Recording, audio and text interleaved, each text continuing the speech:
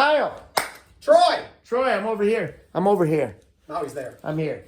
We are here today. Well, right now you're doing wrist rolls. Look at him go. He just starts right out. Doesn't even talk at all. Just jumps right in. Might as well. So what is it that we're doing today, Kyle? A little wheelchair lacrosse training specifically for wheelchair lacrosse.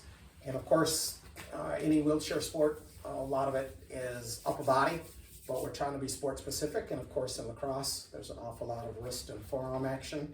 So Never in the camera, Kyle. He doesn't let me be in the camera. we're supposed to be out there training Well, people. you know, here's the thing. I don't have a lacrosse shirt, so I had to go hockey. Close It's enough. the closest I could come. So It's lacrosse on ice. we're doing lacrosse today, which is awesome. And as you like to tell them, we do have other videos, and there's probably one with you racing around in your lacrosse wheelchair. Oh yeah. Of course. Now, of course, you know, we don't want to cover up this pretty face, so I won't have my helmet or gear on, but you'll see the technique and the muscle groups involved in a wheelchair, a sports wheelchair. Then we'll be able to describe to you, we'll describe what muscles are being involved and why this workout is specific for wheelchair lacrosse. So now, I know normally when you're working, when I'm working out with you, we're going 8, 12 reps, something like that to fatigue. Obviously, Well, again, remember, the whole goal of everything that I teach is fatigue in 30 to 90 seconds. So on this one, you're not going to do 8 to 12 reps, obviously, because you're continuously on the move. So I would set a timer, 30 seconds. If you did that, we'd keep going on to 60. And if you kept doing that, I wouldn't let you do more than 90 seconds. And if you were able to do that 2 workouts in a row, 90 seconds, we would make that a heavier weight. now you said continuous motion, so continuous movement, which means no resting, which means with this, you don't want to let it roll like that. That's and right. You definitely don't want to set it down. Now, why do I see so many people A lot of doing shoulder this? work there, Kyle. That's a lot of shoulder We're work. trying to focus. Does it work the forearms? Sure. Does it work the But- shoulders? Yeah, absolutely it does. isolate? So Yes. Now the fun thing on this one is you would take it all the way up, and then you'd go all the way down. So take it back down, going down, and then just keep going the same way. No, keep going the same way, and you're gonna unwind it all the way. Keep going, and then you're gonna wind it up that way. So it's actually different. Wow. It's a nice little trick. I don't know if that made sense out there to you guys. Well, we can show them. What I was doing was rolling up the ropes back here, so rolling it up this way, and then rolling it back down. Now what you've got doing, And then you is I would just roll keep back rolling up. the exact same Right way. now you just keep it going. There's no change. But, it's just but continuous here's the motion. thing, you want to do both of those. So one workout, you're going to do it the way you were, where you roll down and then you roll up, and you roll down and you roll up. Right. The next workout, or a week later, that workout, you just keep rolling the same way. When you get to the top, then you have to unroll. So it's kind of fun. It's a little thing that most people don't think about, and I like to throw those little extras in. And then we go with our pre-exhaustion concept. That Now we explain pre-exhaustion to those that don't know what you're talking about. kind of a bad example of single joint exercise, but you're doing this, it's around just the wrist basically. So you're pre-exhausting, wearing these muscles out, and then we go to another, this is great, you're gonna love this.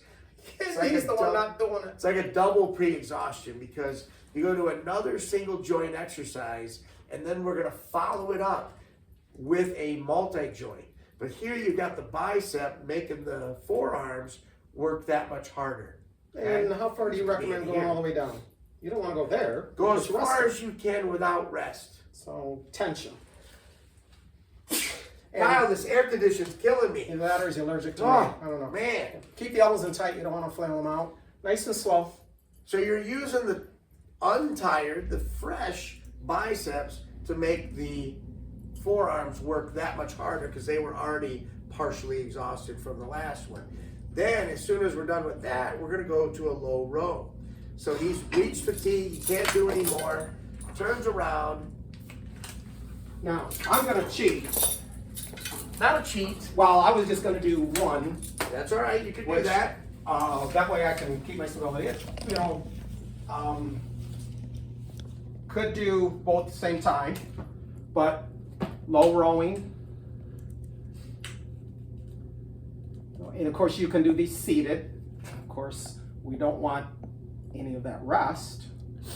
And you also don't want, Kyle's starting to lean over a little more than we would normally have him do. So you want to be up as straight as you comfortably can be and row that in. Yeah, we don't want to bring the back in, the lower back. Yeah, the low back is working for sure, but we don't want to put it in a strained, risky And that's position. where having a very qualified, knowledgeable trainer is always an asset, because they'll watch your form and remind you what you're doing incorrectly or wrong. You know, ways to do things more effectively. Plus, it also helps having a trainer because there's less resting in between stations. So, in rowing, we could do it both at the same time, alternating like this, or just one arm at a time to focus. Did you notice how he told me to get to work? That's what he just said. Make it move faster. So now we're going to be moving on as they're looking at nothing. Well, we're over here. Troy's setting up the next machine for me, or the next station. I didn't say machine.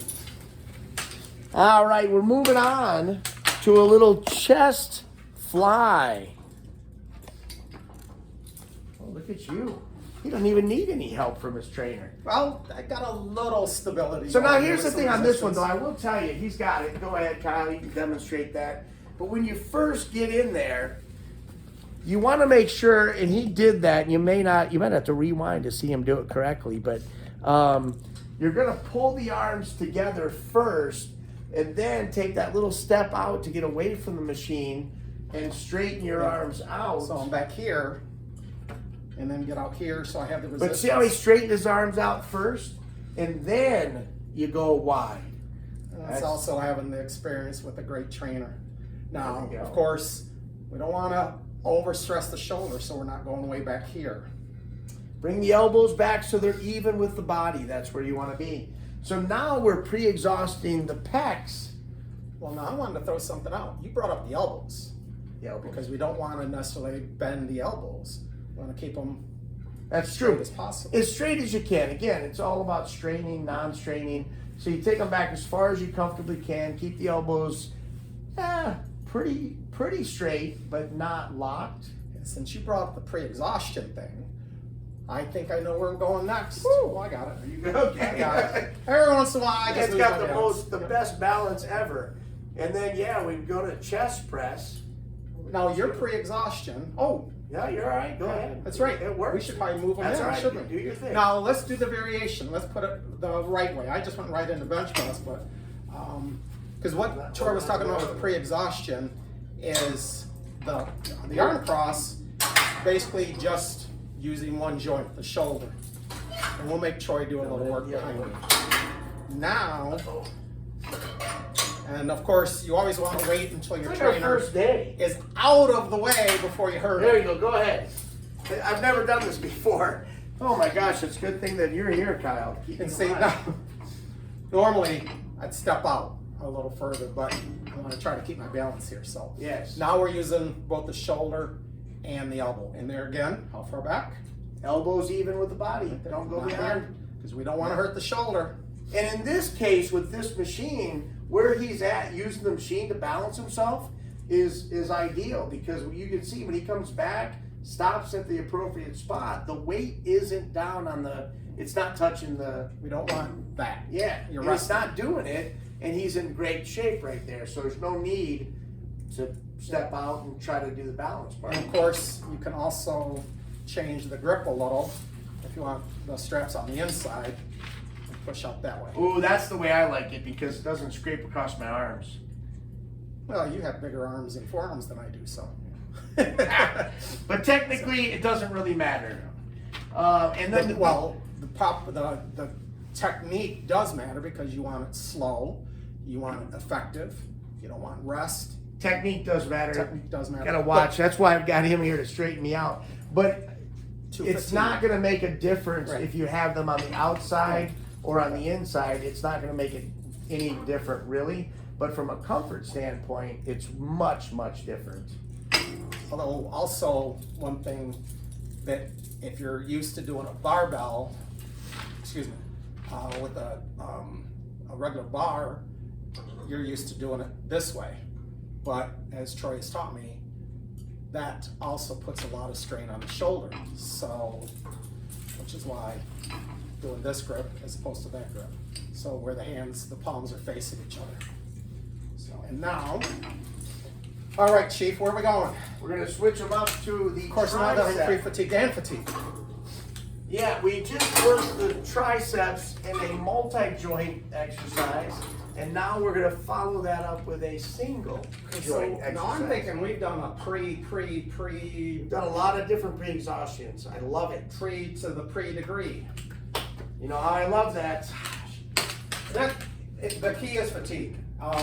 Do they have to be done in this sequence? No, but if you want to really train the muscles and get them trained hard, get them trained better, and here you could do these seated, but since we were here, and on this, because I start waggling, what happens with my elbows? They go out.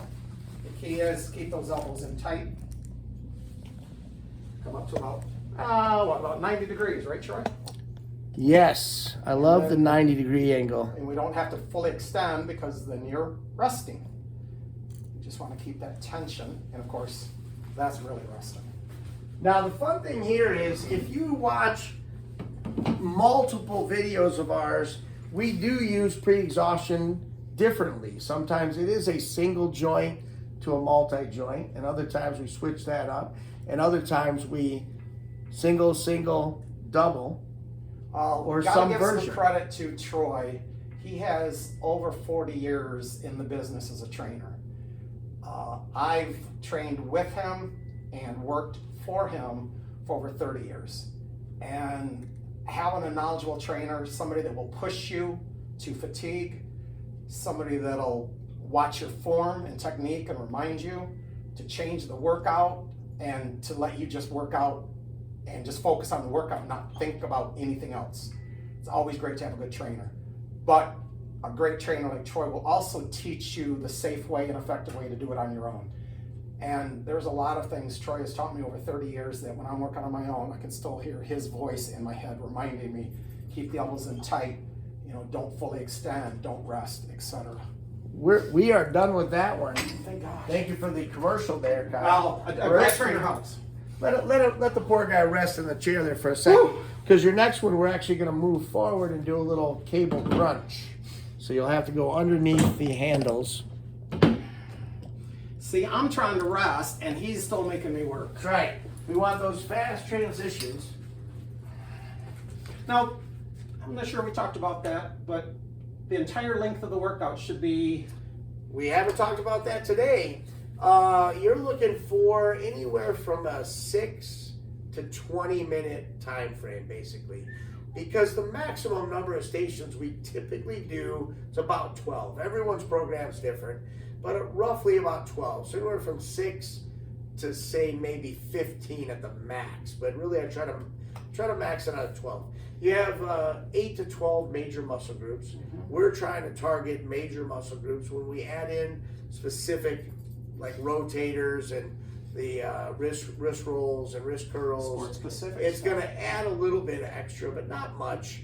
So you're looking to get fatigue 30 to 90 seconds. 30 to 90 seconds on the station or Per the machine. station. And each Exercise. repetition about 8 seconds, 4 seconds up, Yeah, 4 seconds up, 4 seconds like about down. 96 to 100 seconds. So resting yeah. 2 minutes to a minute and a half per station. Like Troy said, 60 to 90 seconds. Yeah. 12 So stations. but the key is it's not about repetitions. To fatigue. It's going to fatigue within that 30 to 90 second time frame. Now, what do you recommend if I use it a certain way and I'm not fatigued at 12, I'm able to go to 15, 18? Sure. What should I do? Anytime you reach 12 or more reps on that exercise with proper form, 4 count up, 4 count down, not resting at any point, you're going to raise the weight after on the 3rd time you do that. And raise weight about how much? Well, roughly 5%. 5%. So you're not trying to jump it up crazy. Yeah. Mathematics. You got to do a little arithmetic on the off days. Little math. Now, since we talked about the entire workout, now we're doing abs. Now we are doing abs. Remember the abs, That's you're not right. working from the sternum to the belly button, the chest bone to the belly button. Crunch it down. So you're not trying to come over. Yeah, we don't want that. No, you want down. And you're just thinking, can I feel this from the belly button up? Yes. Yes, I can. yes. And if you can, that's great. If you can't, what am I doing? What do I need to do? I mean, you ask yourself, and you'll figure it out. Definitely, don't let the weight rest. So always keep some tension there. Everyone, on the way up, we all take a little rest. Don't do it. Keep it constantly tense the whole time. And of course, variations, since we're talking about some wheelchair lacrosse, there's an awful lot of twisting. So Well, you could do it, yes. alternating But crunch. we have scheduled in this workout, actually, we don't have that one, but you could put it in. But the next one we're going to go to is a rotary exercise, okay? See, I'm thinking let's work the obliques, but Troy's already got it. That's right. So, we will have to do a little bit of adjustment here. We're going to drop these handles down. while he's doing that, Here, we do this. Whoa. we'll throw in the if you enjoy this, like it, subscribe, it's free, share it, let your friends know, let your other adaptive athlete friends, your teammates know. We always like likes, but we also always appreciate comments, questions, concerns. Troy brought up earlier to me about putting videos on. So if you're out there competing already, whether you're new to adaptive sports or a very experienced athlete, throw a video up. I know I can learn from everybody out there, from my teammates, from my competitors. And even with 40 years experience, I'm pretty sure Troy can still learn a thing or two Always as looking well. to learn. So on this one, yes, I was just going to say, we really need to move them out a little bit so there is tension. I'll turn it. Yeah, we gotta. Yeah. I'm supposed to be in the frame here, so That's right, we we'll gotta- put Troy back to work. We got to keep him in the picture. Not only does he have to remind me what to do, set up the machines, but also set up the camera. Oh, yes. So you do want to have tension on this one. And you're working in this case, again, everything's working in the midsection. But the focus is on that love handle on the left side in this case. The thing you want to do on this, because this can be a very dangerous exercise if you have bad form, tuck the belly button in, do a little suck in, and They then used to call that the stomach vacuum. If I stomach remember. vacuum. You can Tighten stomach it up, vacuum. suck it in. Tuck that belly button in to the spine, and then do a little pelvic tilt. So you press your hips down into the pad. That's keeping that spine straight. Because when you're twisting, you don't want to have the spine bent and twisting. The vertebrae don't like that. So you want to be straight and turn slow and controlled. 4 seconds around, 4 seconds back. And you're thinking, if you don't feel this in that left, in this case, the left love handle, what are you doing wrong? What can you do? Suck in tighter. Push the hips down. What am I? And you have to think through that and feel there it is. You'll feel that. Well, and as you get fatigued, you're going to try to start doing this too. It's not an arm exercise. Not an arm exercise. You could do it as an arm exercise, but we're hitting the obliques. I have seen it in instructional books as you hold your arms out here, right? But I don't like that because it's just now it becomes an arm turn, shoulders. and we've already hit the shoulders. Yeah, it doesn't really make any sense. So keep the hands in like Kyle's got it. You're going to be much more oblique. And of course, we've done everything on the cable machine. These can all be done on Nautilus style machines. They can be done with tubing or bungee cords. Can be done with dumbbells. And with the way Troy had this one set up with the pre-exhaustion, working the way up the arms into the shoulders and the chest, we actually got a lot of rotator cuff involved too. So we didn't have to specifically do the rotator cuff exercises. Although in other videos, we have exercises specifically for the rotator cuff. Of course, you're using the rotator cuff in wheelchair lacrosse, any wheelchair sport, because you're wheeling around, but you're throwing, etc. And as I said, we will have a video of me out in the sports wheelchair doing the motions and discussing what muscle groups are involved with the different motions, and why Troy has written this workout specifically for wheelchair lacrosse. We're still working on getting some of my teammates involved to do some blogs and Zoom calls with them. I compete with Mary Freebud out of Grand Rapids, and I've got teammates that have a congenital problem, spina bifida, something like that, and they've been adaptive athletes for 20 or 30 years. And I can learn so much just competing with them, practicing with them, not only about the sport, but with different disabilities, you're gonna train a little differently. So we'll be getting together with them, talking about how it is to train, and also what they've done over their 20 or 30 years, the different sports, so we can show some different sports. I do not compete in wheelchair basketball, but with some guidance from them, guidance from a great trainer, my arrogance, we'll get a wheelchair basketball video. We'll get a wheelchair rugby. I'll tell you what we'll get. We'll get whatever they tell us to do. That's a great idea. So if you tell us that you're wondering about this or you're experienced in that, we would love to get those suggestions. So we're talking about what you guys want to Exactly. I mean, we're doing all right now. We're doing all the sports that Kyle does and some other ones, But with guest host and things of that nature. But more fun if it's what you guys are looking for. I cannot think of a sport that they haven't been able to adapt for adaptive athletes.